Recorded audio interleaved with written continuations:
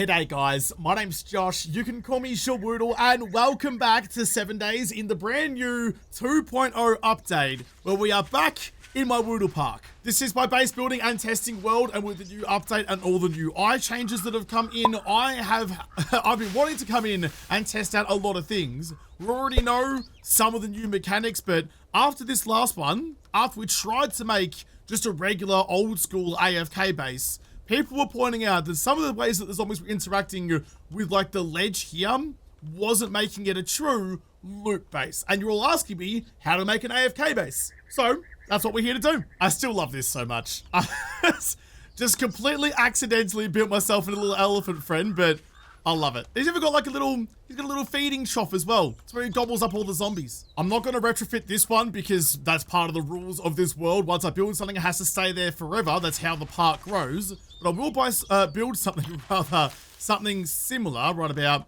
here, I suppose. I want to build a proper old school Alpha 17 spec killing corridor. We know that works really well. The devs have tried many times to try and defeat that, but they have yet to do it. Even with the new zombie types, I don't think they have still, but I want to build one. I want to test one. Just a classic zombie dropper. Is that still a proper AFK design? I normally kind of skip through a lot of this stuff because I've built so many of them over the journey. 1, 2, 3, 4, 5, 6. I need that to be 7 tall. I might actually go through the building process of a killing corridor in case you don't know how they are or what they are or how to build one. They are the quintessential loot base. Other people call it a cheese base, other people call it an exploit base. But when you give the zombies ridiculous engineering skills, supersonic sledgehammer hands that break down concrete, and the ability to see weaknesses in structures, am I cheesing the zombies or are the zombies cheesing the game? I would argue the latter. So this will be a nice simple build to defeat any horde that really comes your way. Nice and simple, nice and cheap, efficient, easy. In fact, we were talking about this during the update weekend live streams, that this base design that I came up with way back when the first AI changes came in back in Alpha 17, this base might be, and we think probably is the reason that destroy everything mode the zombies have ever came into existence, which I'm not sure about, but I think chat might be right. I think that might make a lot of sense. I'm going to keep this about as nice and simple as I can. It's 7 blocks tall, and this span here is 7 blocks long. Always got to build your supports from the bottom up as well, because you don't want to collapse things. Ask me how I know. I've also got pyramid stairs. Now, what you don't want to do is have something like this, where the zombies have to come this way and make a hard turn, because they're just going to get stuck on this thing here, get mad, and destroy that block there. So you want to give them an easier route as possible. Simple way to do that is to get these stairs, these corner stairs, and chuck them at the bottom and make little pyramid stairs like that. So if the same thing happens, they run up here, they go to here, and they can, there you go, bobble up to the top. Occasionally, they might make some more swings here and there, but for the most part, that will keep everything hunky-dory. It's been a long time since I built just a regular killing corridor. I don't think did I build one in Alpha 1? Alpha 1 in 1.0? I think I probably did. I build them reasonably regularly, at least once every alpha, just to make sure it still works the way it's supposed to. We chuck in you like that. And now that we have the update to the cop AI, so for 1.0 and a lot of alphas before it, the vomiting cops had X-ray vision. If you had any less than a full solid block between you and it would try and vomit at you and just do damage to your base regardless, even though it couldn't actually see you at all. But they've changed that now, and last time I tested it, the cops no longer have X-ray vision. So this by itself should be more than enough to keep you nice and safe and happy inside. Just plates on the outside, more room inside. Whenever I do this though, there is always 2 questions that always come up. And because it's me, I usually do a terrible job of explaining them. The first one is, what am I building on this side of this gap? I'll fill this gap in a second. What kind of bunker am I building? And why should I build it that way? The answer is, it doesn't matter. Whatever is on your side, like think of this like a drawbridge in a castle. What's in the castle isn't important. It's the drawbridge that is. So this could be your own design. You could have this be the second story of a house with those stairs to it, or somewhere that only you can access, as long as the only way the zombies can get to you is along this access bridge here. Because actually on that side, doesn't matter at all. It could be your own design, however you bloody like it. Just keep in mind there are vultures, so spikes on the roof or turrets or something to deal with those. And the other question I always get is, now that I've built that, how do you actually get in? And the easy answer is ladders. Always ladders. I like scaff ladders, and just chuck them on the back like this, and as long as you have a 2-block gap at the bottom, you can jump up onto it, but the zombies can't. Just like that. So that is your entrance up to them. The zombies take that. Those are the two major things to keep in mind. I'm so glad they finally fixed the X-ray vision. It's so much nicer building solid walls out of plates rather than solid blocks and not have it be so claustrophobic. But now you've got your bunker up and going. That was good to me.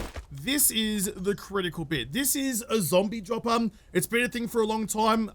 There's been lots of different versions of it because we come up with a good solution and then the devs will nerf it. We've got a better solution, the devs will nerf it again. So it's been like this tug of war for a long time. But it means that now, I think they've given up. Which are probably famous last words. They're going to hear this and think of it as a challenge. But I think they've given up after the most recent iteration of this. How long was that? So I've built this 6 long, which is a good length just by eyeballing it. I think the minimum is about 4, but with the new changes, I'm hesitant to say that's a good thing to have. And all it is are these wedge tips placed upside down. So pointy part down, like an ice cream cone. I'm going to put you like that. I'm going to put a couple of extra ones at the front with the pointy side facing the way that the zombie is going to be coming from. The only reason to do this is because, like we were talking about with the pyramid stairs, if there's a flat surface, kind of like a bullet trap, but a zombie trap, if there's a flat surface, the zombies get stuck on it, get mad, and start swinging. So the smoother I can make the zombie access, the better everything's going to work. That's just 2 blocks high, and then the last piece of the puzzle is just to get these half blocks, cube halves, and chuck you along the top. So the way that this works is that in the zombie's mind, as a nerf to a previous zombie-proof design we had a long time ago, the devs base has put a piece of code into the zombies to say that these wedge tips are pathable. They're a solid surface, they can be walked on, but they didn't really specify anything to do with the orientation. Just with a big tick on it, yes, can walk, easy. Remember the old zombie-proof walls? God, they were good. There you go. That's it. Just the half-block walls on the side. So because the zombies have been told, yes, you can walk on these wedge tips, if those half blocks on top weren't there, they would be able to walk across the top. Nice and simple. But with those half blocks, the floor in the zombies' brains is a path, but they can't physically stand on it because the half blocks are in the way. Super simple, nice and straightforward. I might need to patch up that hole in the wall there, but that's fine with me. Let's give this a run and see if it works the way it always has. Just like tradition dictates, got a whole bunch of Arlene's down here. Fire my gun. I should get them all nice and rowdy. And then immediately I can tell that this is going to work because they haven't gone and beaten on this pillar down here. If the zombies don't have a path to you that's working, they'll just try and break shit to get to you. And often it means breaking the thing that you're standing on. So because they've immediately run away from where I'm standing in here, they've gone the opposite direction, that immediately tells me that this is still working as a viable path, which means they should run up the stairs, see nice and smooth around the corner, run to here, and straight down. And straight down. Now, sometimes I'll go into destroy everything mode if the drop's not big enough, but if it all works perfectly, they just run back and do it again. Killing corridor. Undefeated. Undefeated as always. I was so confident about that, I did the tutorial to how to build it before I tested it. Perfect. So this is the thing we have to fix though. So this here, if I go and look at what she's thinking, she's in destroy area mode. As I talked about earlier, this is something they brought in specifically to kind of counter this type of base. So if they take a drop, they're like, oh, my path clearly didn't work. They have a chance to go into this destroy everything mode. So they'll just start beating on the closest block they can get their hands on.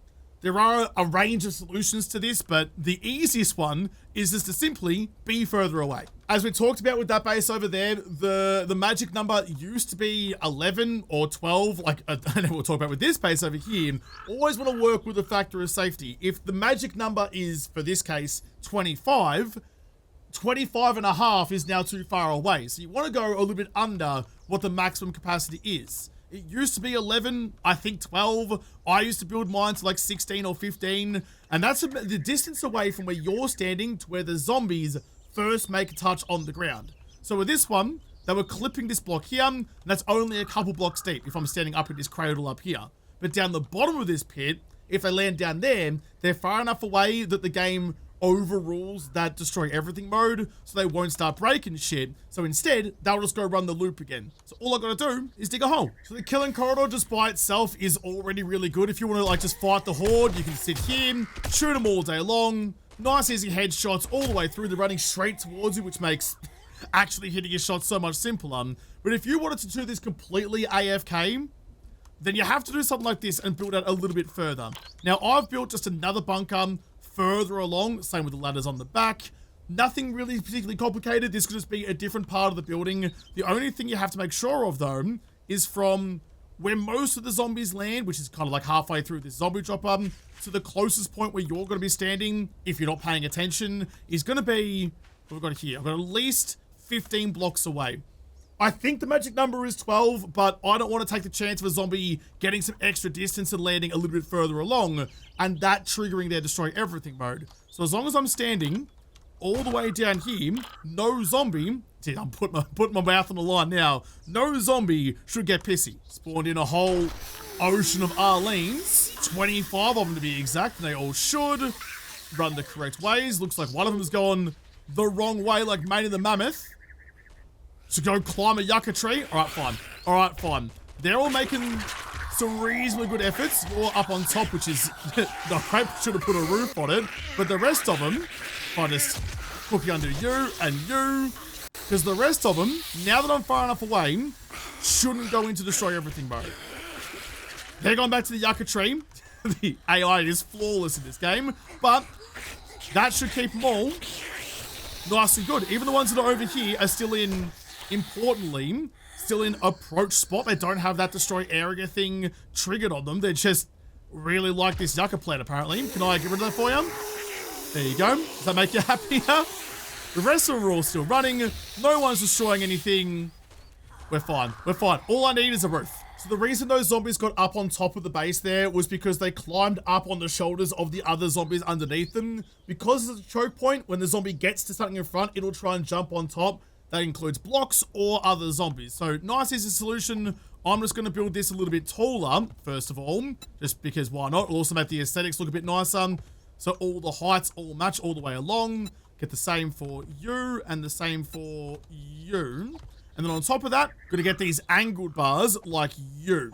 They're not going to have any zombies to jump on top of once they get inside this. They can really only jump maybe 3 or 4 blocks high at a real stretch. They do have yet another thing they brought in this game to try and undo bases like this is if a zombie tries to jump twice and it can't get over the thing in front of it, it has a super jump, which is like 3 or 4 blocks tall. Bloody ridiculous. These zombies are superheroes. They're jumping like Superman, but whatever, that will keep them at bay. They can't jump up in here because there's no floor to jump off, so that will be even more secure. Even though that yucca plant's gone, they've still decided they want to go and play hopscotch out in the desert out here for some reason. Sure, whatever, but the rest of them are all falling nicely. And this is the reason that I quite like building a horizontal distance away from where the zombies drop rather than just the pit like before, because as the zombies fall and there's a puddle underneath, the distance they're falling away from you is less and less. And again, it's the distance away from where I am standing, not the distance that the zombie falls. So they can fall 1 meter, they can fall 30 meters, but if they land within that 16 block radius of where I am, either vertical or horizontal, that's what can trigger their destroy area mode. But this way, because I'm far enough away, they're never going to be within that 16 block radius when they land, so they're always going to go back into their destroy everything mode. I mean, they're fine. No one's taking a swing at anything yet. The worst that happens is they go and do whatever this nonsense is. But the rest of them are just running this forever. Stuck in a constant loop, complete AFK. I can do whatever I want to do over here, and the Horde will never get me. It's just so satisfying. It's so satisfying just watching it run. Occasionally, they run into the zombie in front of them and get a little stroppy, but one swing here or there, then they fall off the edges and so bad. I mean, it's fine. It's totally fine. No issues whatsoever. This is with like 30 zombies running around as well, which is more than you'll ever really have in a Horde night. I think on default settings, there's 8 zombies in a Horde. So this is, what, more than 4 times, almost 5 times the amount of zombies that you would get in a Horde night. you're fine. You're totally fine. All I want to do now, because aesthetics do always matter, I just want to finish off building my little base over here. I went through all this effort to have a separate area from the, what I would call the fighting bunker. So if you do want to shoot them, if you have the ammo, you can just come in here, get the XP, and actually fight the Horde. But if you close that door, they can never get to you. You can just sit down over here and keep doing your crafting. I mean, look at this. This is all that you need. Got my storage, got my workbench, got my forges going. All the nice little cube. You don't need big bases in this game, you just need good ones. But actually, one thing that I hadn't shown yet is how to deal with the vultures. So vultures, flying enemies in this game are a thing, but super simple to take care of. You don't need fancy stuff like electricity or turrets, even though that's my end game of what I normally do, just because it's more fun. You can just chuck in a bunch of spikes over wherever you're going to be standing. If it's in your crafting base, spikes on the roof. If it's in your fighting base, spikes on this one as well, because the vulture takes one lick of these spikes and immediately dies. They're super weak and the spikes do enough damage, so no real dramas there at all. In fact, can I test this? Can I show you? There we go. Got some vultures flying around. I'm just in the crafting base at the end. They swoop on down, touch the spikes, and it's all over for them. Simple as that. And look, the spikes barely even take any damage as well, so it's really just like a, you do it once, like set and forget kind of thing. Look, there I am. Just happily hanging out, doing my crafting like you would. I know I have built this out of concrete as well. You don't need to build out of concrete. It's just the easiest one to do while I'm testing stuff. The quality of the block doesn't really matter. Obviously, always make your weakest points the most critical points, like the base of your supports or anywhere where the zombies touch, so the front of these channels. The strongest material you can get. If you find some concrete, great. Cobblestone at the very least, really, but most of this stuff doesn't really come into, like, the strength doesn't matter because the zombies aren't trying to break it. So wood will actually work for the most part. In fact, just to really, really double down on that and put my money where my mouth is. 2 seconds later.